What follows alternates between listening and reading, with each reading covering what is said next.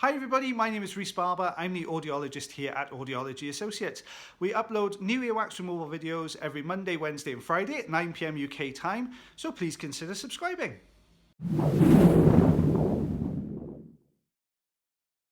Hi everybody, this is Rhys Barber from Audiology Associates. Thank you very much for watching our earwax removal video today. Patients come through with one very blocked up ear and one not so blocked up ear. Patient had been on holiday and dived into a pool, and one ear had become completely blocked. Since then, they've been back and forth, not only their local doctor but also the ear, nose and throat consultant, to try and remove the wax. As you can see on this side, we've only got a partial blockage, which we can remove quite easily. This is not really the offending ear, so there was a little bit in here, so we just wanted to clear this out because the patient's on holiday again soon, so we just wanted to get them nice and clear before they go. The other side, both the general practitioner and the ear, nose and throat consultant had to go removing the wax on the second ear, but had real difficulty and couldn't remove the wax. So the patient was getting a little bit desperate to get this removed before they went back on another holiday. So they contacted us and came in to see us and see if we could remove it for them. You can see that the wax on this side is coming out quite nicely. We got to the entrance of the canal there, so we're just going to use the Jobson horn to get behind that and pull that forwards. Just slowing the video down a little bit. There we go.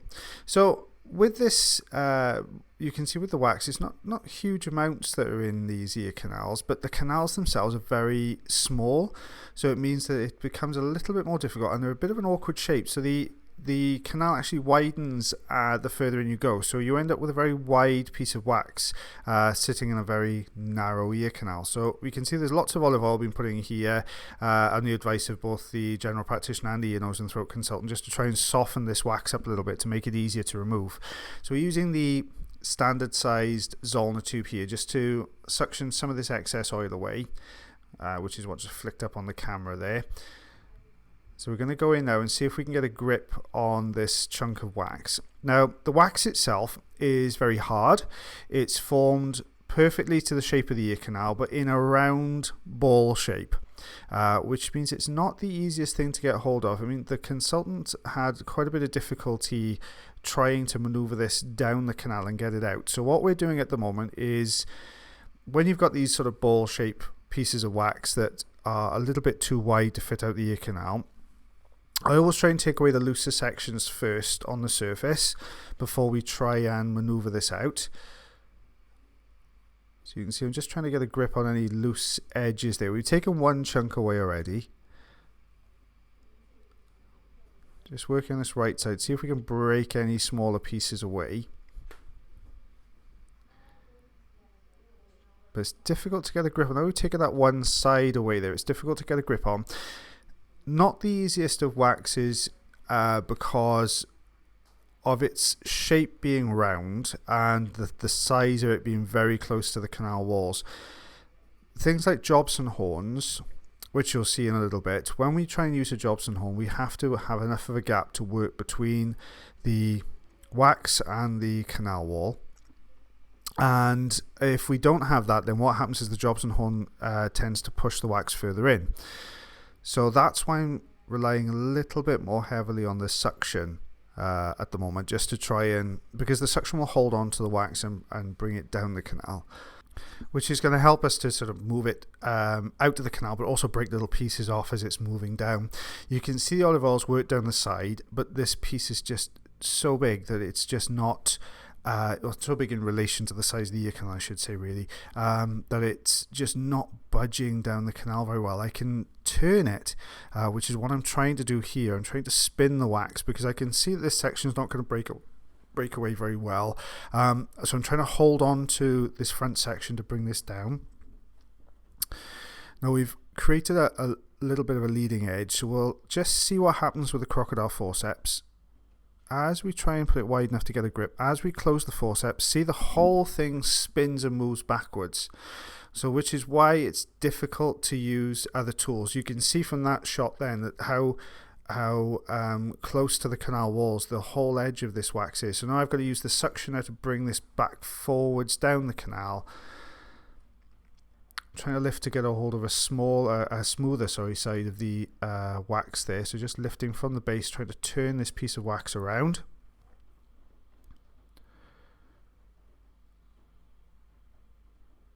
So we know it's not going to budge very well. We know it can't come out of the canal the size it is. So what I'm doing at the moment is turning the wax, looking for any looser, smaller pieces of wax here that we can break away so that we can keep turning and reducing the size of this piece of wax so that we can effectively get it out.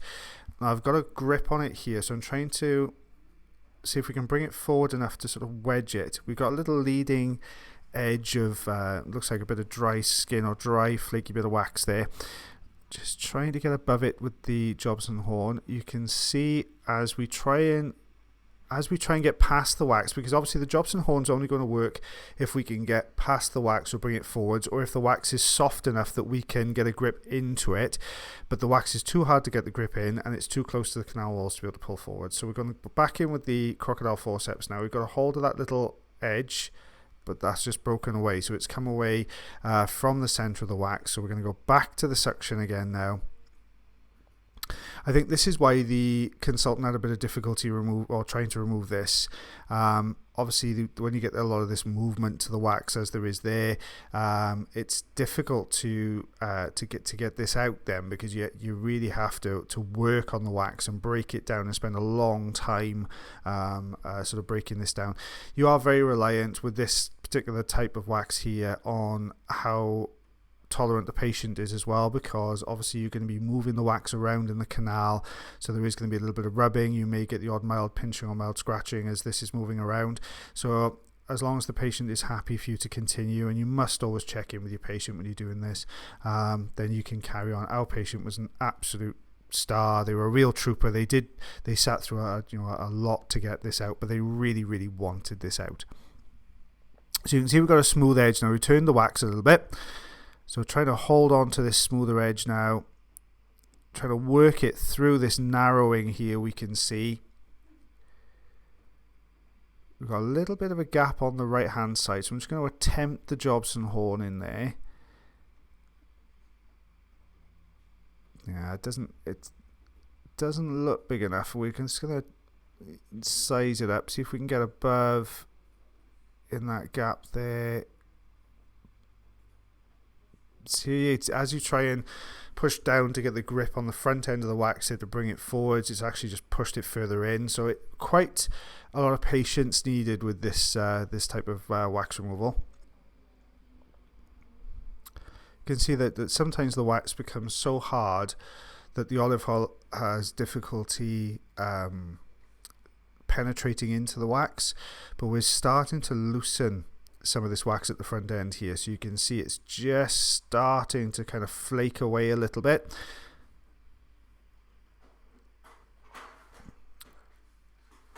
And we've got a thin edge there that we've worked towards, which is in the perfect angle now to get the crocodile forceps in.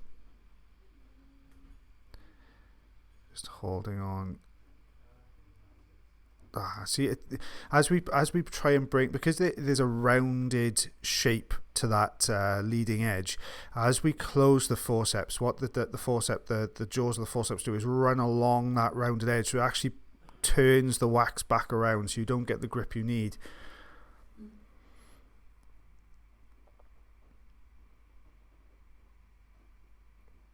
Just slowly repositioning this wax back to where it was. Okay, I've put the fine end on here just because sometimes the fine end will break away smaller pieces and we can get a little bit more room. You can see tiny little bits getting sucked away from the edge of the wax there.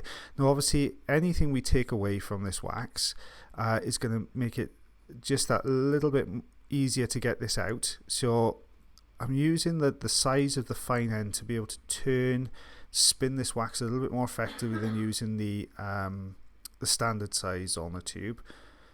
And you can see that we are breaking and loosening little tiny bits of this wax away. There we are, just slowly peeling section after section away there. So we'll carry on doing this now until we've run out of loose pieces, and then what we'll do is we'll turn the wax again then and look for any smaller, softer pieces anywhere else on there.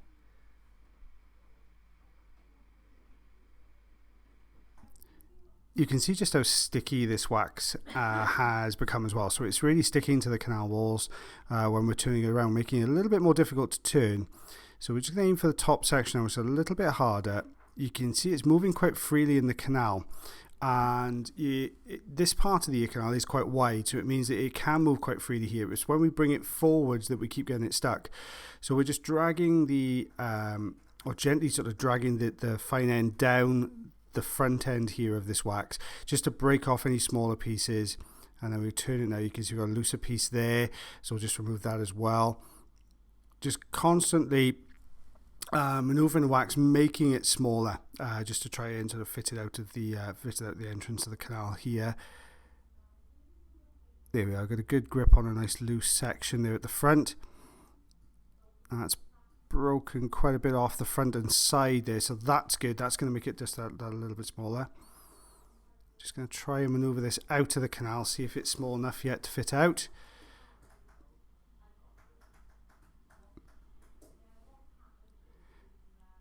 There we are, just broken another little piece off there. If you notice that I'm switching tools depending on what I'm trying to do. So I'm using the fine end, which is what you see here, just to break little bits of the wax down and to chip away at it, and then to get a good solid grip to try and bring this wax out. We're switching then to the standard size ulnar tube, because that wider surface area then of the end of the Zollner tube is going to help us to get a really solid grip. The fine end wouldn't really, for this type of wax where it's really solidly sort of wedged in there, wouldn't give you the suction grip you needed to bring that out effectively. So you can see we've got the wide end back on again now, so we've got the standard size on the tube back in here again. We've got a good solid grip there. Just slowly trying to bring this forward. So you can see we've got much further than we've ever done before towards the entrance to the canal now. And we're just starting to shave this little piece off the front end. You can see that the wax is starting to break down a little bit. Holding on to it there patiently. You've got to, with wax, if you hold on to the wax and just let the suction build, you'll get a really strong grip. And that's what I was just doing there. You can see we've got this little section at the front here that's peeled away. I'm looking here to see if we've got any large enough gaps around it to be able to accommodate the Jobson horn. Trying to check this gap to the right hand side, and not quite big enough yet, so we're going to go back in with the standard size on the tube, see if we can bring this forwards or just kind of wiggle back and forth. You see another section there gets sucked into the tube.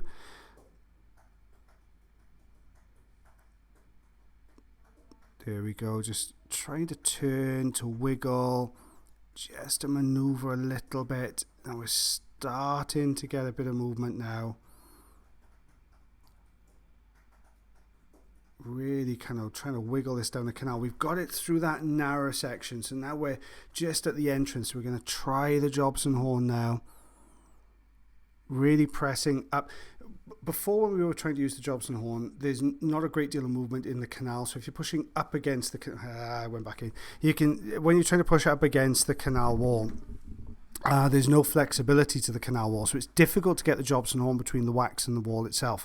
When you get the wax much further out, then you start to get into the cartilaginous part of the ear canal and closer to the entrance to the ear canal, where there's a lot more flexibility there, so you can start to maneuver the cartilage, push against it, and there'll be a bit of give to give you enough space to get behind it just to bring this down, which is what I'm trying to do. I'm trying to bring it back down to the entrance of the canal. I'm spinning as we're going.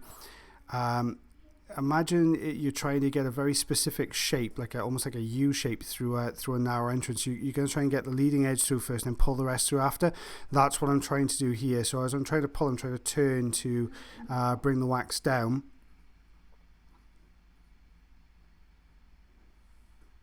We're just starting to come towards the entrance of the canal now. We talk a lot about difficult wax removal. Sometimes a difficult wax removal is not the amount of wax that's in there, it's just the size and shape and type of wax that causes the problem.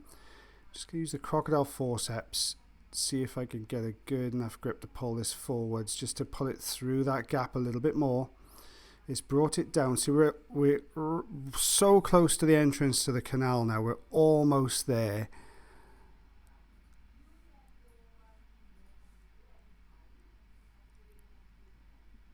Just going to use the forceps to get a grip on this slightly looser section of the front, which is broken away from the main body of wax. If we get a good enough grip and pull hard enough, I can get it through the gap, I'm thinking. Just broke away. Just broke away. But it did make the wax a little bit smaller again.